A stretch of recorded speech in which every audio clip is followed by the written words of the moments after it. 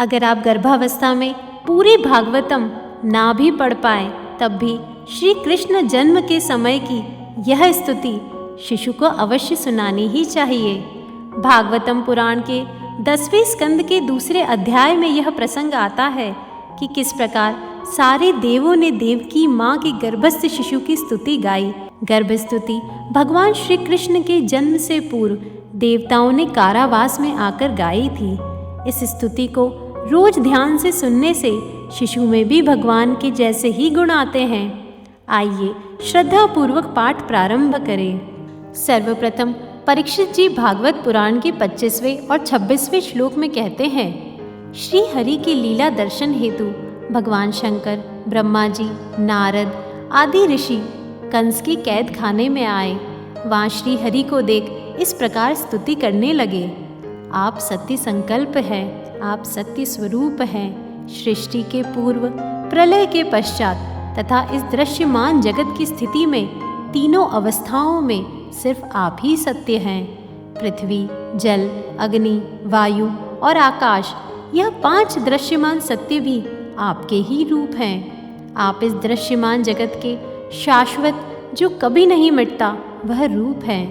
भगवान, हम सभी बस आप सत्य स्वरूप की शरण में ही आए हैं।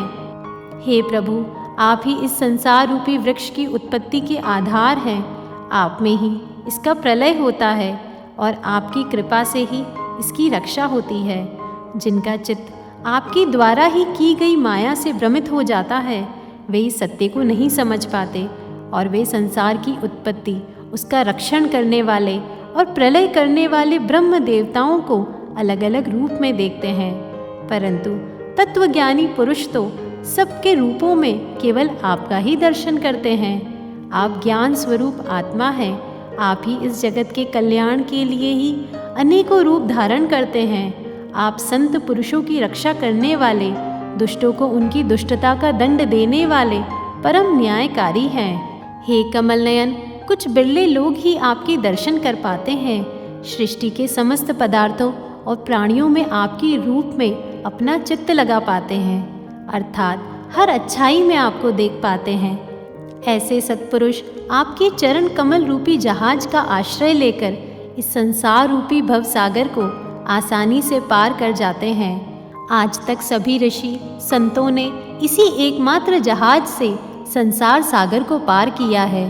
हे परम प्रकाश स्वरूप परमात्मा, आपके भक्तजन इस जगत में प्रेमी, सच्चे, हितैषी, दयावान और परोपकारी होते हैं। वे स्वयं तो इस भयंकर और कष्ट से भरे संसार रूपी भवसागर को पार करते हैं, अपितु वे औरों के कल्याण के लिए भी यहाँ आपकी चरण कमलों की नौका स्थापित कर जाते हैं, अर्थात ऐसा ज्ञान दूसरों को भी देकर जाते हैं। वास्तव में ऐसे सत्पुरुषों पर आपकी महान कृपा होती है।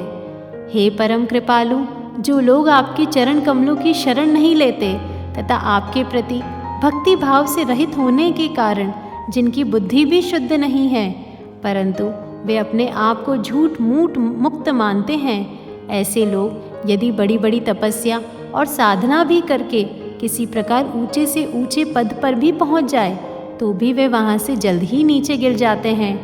परंतु हे भगवान, जो आपके अपने प्रियजन हैं, जिन्होंने आपके चरणों में अपनी सच्ची प्रीति जोड़ रखी है, वे कभी उन ज्ञान अभिमानियों की तरह अपने मार्ग से विचलित नहीं होते और परम लक्ष्य को पाते हैं। हे प्रभु, वे बड़े बड़े विघ्न डालने वालों की सेना के सरदारों के सर पर भी पांव रखकर निर्भय होकर गुजरते हैं। कोई भी विघ्न उनके मार्ग में रुकावट नहीं डाल सकता, क्योंकि उनके रक्षक आप जो होते हैं। हे प्रभु, आप ही इस संसार के समस्त देहधारियों को परम कल्याण प्रदान करने वाले विशुद्ध, सात्विक, सच्चिदानंदमय परम दिव्य मंगल रूप हैं। उस रूप के प्रकट होने से ही आपके भक्त वेद, कर्मकांड, अष्टांग योग, तपस्या और समाधि के द्वारा आपकी आराधना करते हैं। हे प्रभु, आप सबके विधाता हैं। यदि आपका यह विशुद्ध स्वरूप ना हो तो अज्ञान और उसके द्वारा होने वाले दुष्प्रभाव को नष्ट करने वाली शक्ति किसी के भी पास नहीं होगी।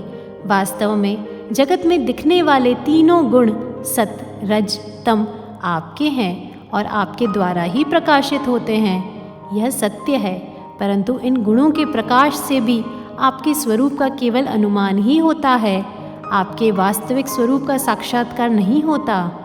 हे भगवान, मंत्र और वेद वाणी के द्वारा भी आपके स्वरूप को नहीं पहचाना जाता, क्योंकि उनके भी बस आप साक्षी हैं। इसलिए आपके गुण, जन्म और कर्म आदि के द्वारा आपको पहचाना नहीं जा सकता। फिर भी हे प्रभु, आपके भक्तजन उपासना और ध्यान में आपका दर्शन पाते हैं। देखा गया है, जो पुरुष आपके मंगलमय नामों और रूपों का श्रवण, कीर्तन, स्मरण और ध्यान करता है और आपके चरण कमलों की सेवा में ही अपना चित्त लगाए रहता है, उसे फिर जन्म मृत्यु संसार के चक्र में नहीं आना पड़ता। संपूर्ण दुखों को हरने वाले भगवान, आप सर्वेश्वर हैं। यह पृथ्वी तो आपके चरण कमल ही है। आपके अवतार से इसका भार दूर होगा। धन्य है प्रभु, हमारे लिए यह बड़े सौभाग्य की बात है कि हम लोग आपके सुंदर सुंदर चिन्हों से युक्त चरण कमलों के द्वारा विभूषित पृथ्वी को देखेंगे और स्वर्ग लोक को भी आपकी कृपा से कृतार्थ करेंगे। प्रभु, आप अजन्मा हैं, अर्थात आपका कभी जन्म नहीं होता। फिर भी यदि आपके जन्म के कारण के संबंध में हम कोई तर्क ना करें तो यही कह सकते हैं कि यह आपका लीला विनोद है। ऐसा कहने का कारण यह है कि आप तो जन्म मरण से रहित शाश्वत सच्चिदानंद स्वरूप हैं। इस जगत की उत्पत्ति, स्थिति तथा प्रलय सब कुछ आप में ही स्थापित है। हे प्रभु, आपने जैसे अनेकों बार मत्स्य, हीयग्रीव, कश्यप, नरसिंह, वराह, हंस, राम, परशुराम और वामन अवतार धारण करके हम लोगों की और तीनों लोकों की रक्षा की है, वैसे ही आप इस बार भी पृथ्वी का भार हरण कीजिए। यदुनंदन, हम आपके चरणों में वंदना करते हैं। देवता देवकी जी को भी संबोधित करके कहते हैं, माता जी, यह बड़े सौभाग्य की बात है कि आपकी कोख में हम सबका कल्याण करने के लिए स्वयं भगवान पुरुषोत्तम अपने ज्ञान, बल आदि अंशों के साथ पधारे हैं। अब आप कंस से तनिक भी मत डरिए। अब तो वह कुछ ही दिनों का मेहमान है। आपका पुत्र यदुवंश की रक्षा करेगा। माँ इस पूरे जगत का वह कल्याण करेगा। संपूर्ण पृथ्वी प्रभु की आभारी युगों युगों तक रहेगी। ऐसे परम कल्याणकारी प्रभु की हम नित्य स्तुति गाते हैं, उनको नमन वंदन करते हैं। ओम श्री कृष्णाय नमः।